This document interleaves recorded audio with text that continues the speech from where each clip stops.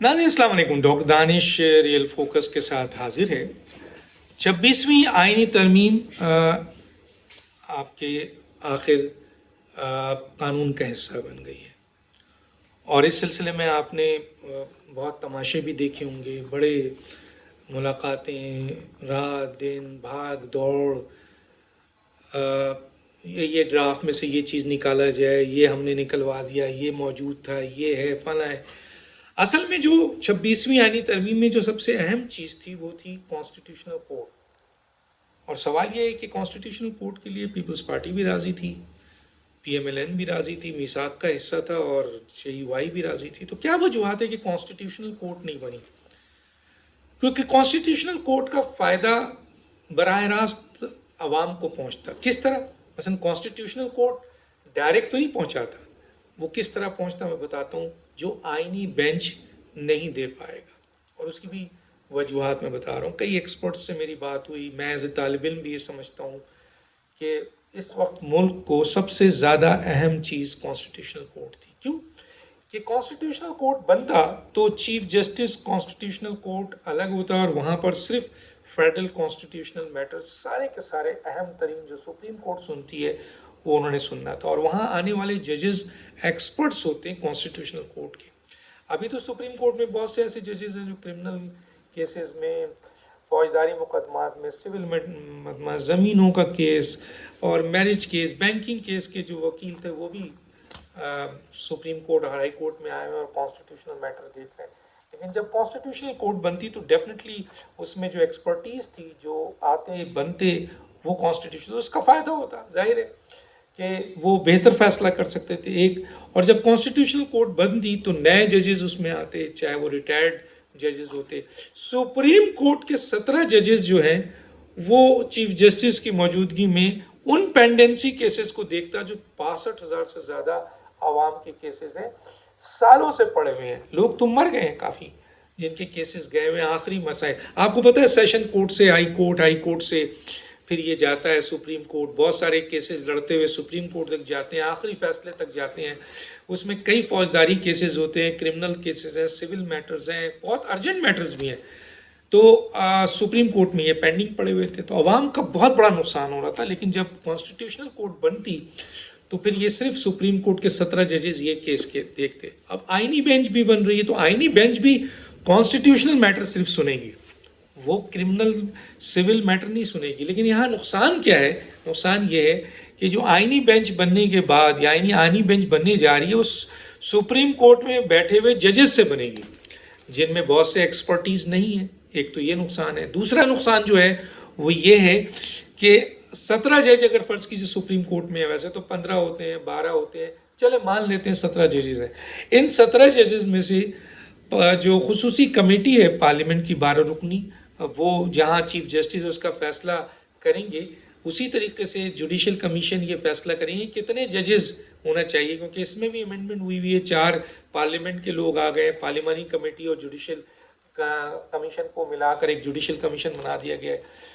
तो वो फर्ज कीजिए 7 जजेस होते हैं आईनी बेंच में, 9 जजेस होते हैं या 5 जजेस होते हैं, ये फैसला तो उन्होंने करना है। और कहाँ से आएंगे? इसी सुप्रीम कोर्ट से आएंगे। फर्ज कीजिए 17 जज में से 9 जज अगर सुप्रीम कोर्ट के निकाल लें और इस अमेंडमेंट में कोई सुप्रीम कोर्ट में मजीद जजेस के बारे में कुछ नहीं कहा गया है, तो उनकी अपॉइंटमेंट का मसला है। तो फिर ये लोग कहाँ से ये मसला हल करेंगे, कैसे करेंगे?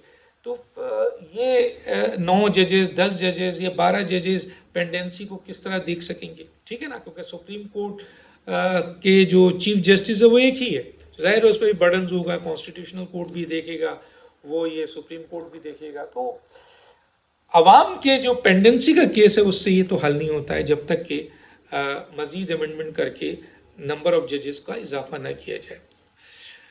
दूसरी तरफ जो है एक्सपर्टीज़ का भी मैंने बता दिया कि ये है। अब सवाल ये पैदा होता है कि 26वीं तरमीम का बराह रास्त फ़ायदा किसको हुआ? इसका बराह रास्त फ़ायदा हुकूमत को हुआ, क्योंकि हुकूमत को ये डर था और खौफ था कि अगर ये जस्टिस काजी फाइज ईसा के जाने के बाद जो चीफ जस्टिस बनने जा रहे हैं वो उसी मिजाज के लोग हैं, वही लोग हैं जो कि जस्टिस चौधरी इफ्तिखार, साकिब निसार, आसिफ सईद खोसा, आपके जस्टिस बंदयाल वाले लोग थे, کیونکہ انہوں نے اپنے فیصلوں سے وہی چیز دکھایا. کیونکہ ماضی میں ان لوگوں نے، ان چیف جسٹس نے سو موٹو کے ذریعے انتظامیہ کے اوپر اٹیک کیا اور ایک طریقے کی ڈکٹیٹرشپ پیدا کر دی. جوڈیشل ڈکٹیٹرشپ نظر آئی کہ جس کی چاہتے تھے یہ پگڑی اچھال دیتے تھے، جس کو چاہتے تھے یہ اٹھا دیتے تھے. حکومت کو ایسے گراتے تھے جیسے حکومت کوئی الیکٹڈ ہی نہیں ہے. مثلا کئی حکومتوں کو گرایا. 63A کے تحت ان constitution rewriting of constitution کا فیصلہ دیا جس کی بنیاد پہ پنجاب حکومت ختم ہو گئی. 62(1)F کا فیصلہ دیا تایات نائلی کا جو rewriting of the constitution unlawful unconstitutional فیصلہ ہے. نواز شریف صاحب کی حکومت گرا دی. اس سے پہلے آپ نے دیکھا کہ جناب یوسف رضا گیلانی کی حکومت 1 منٹ خاموشی کے بعد گرا دی.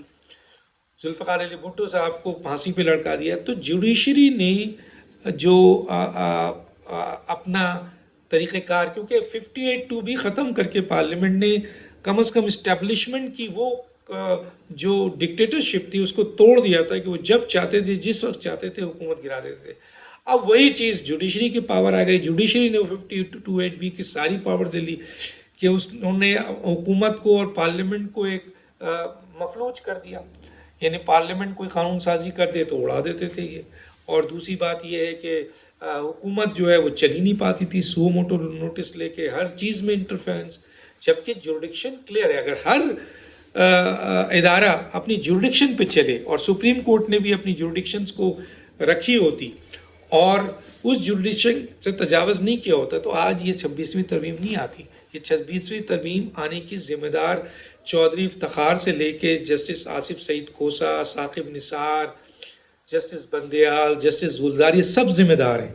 اور آنے والے جسٹس قاضی فائز عیسیٰ واحد جج تھے جنہوں نے سپریم کورٹ کو رسپیکٹ دی، عہدے کو رسپیکٹ دی، اس منصب کو رسپیکٹ دی، قانون اور آئین کے مطابق فیصلے کیے اور 4 غیر آئینی غیر قانونی فیصلے کو قانونی بنایا. لیکن وہ تو جا رہے تھے. 25 اکتوبر کے بعد وہی گروپ آ رہا تھا اور حکومت کو یہ ڈر تھا کہ اگر یہ آ جاتے ہیں تو پھر ان کی حکومت گر جائے گی.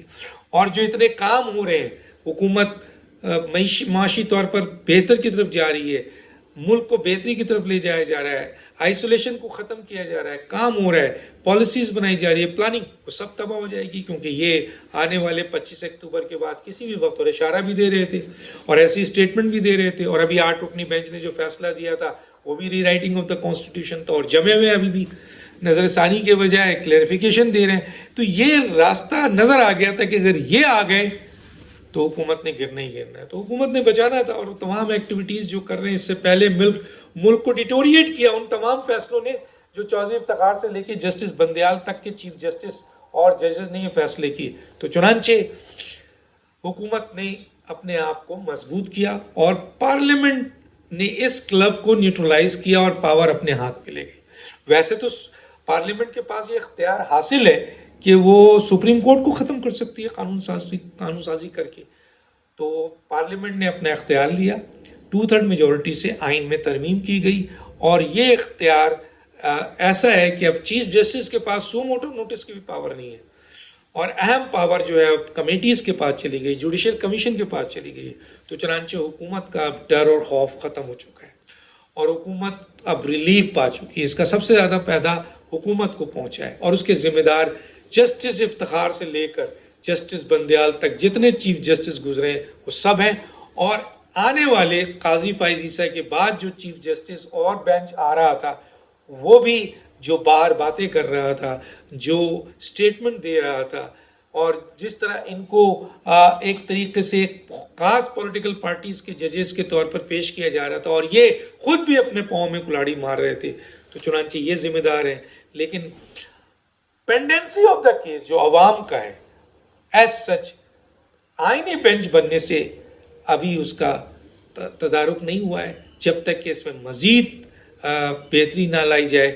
لیکن کم از کم حکومت کو بہت بڑا فائدہ ہوا ہے، اور اس حکومت اگر ٹھہرتی ہے اور وہ کام کرتی ہے تو یقیناً اس سے عوام کو بھی فائدہ ہوگا اور پاکستان کو بھی فائدہ ہوگا. ڈاکٹر دانش کو یاد دیجیے. اللہ حافظ.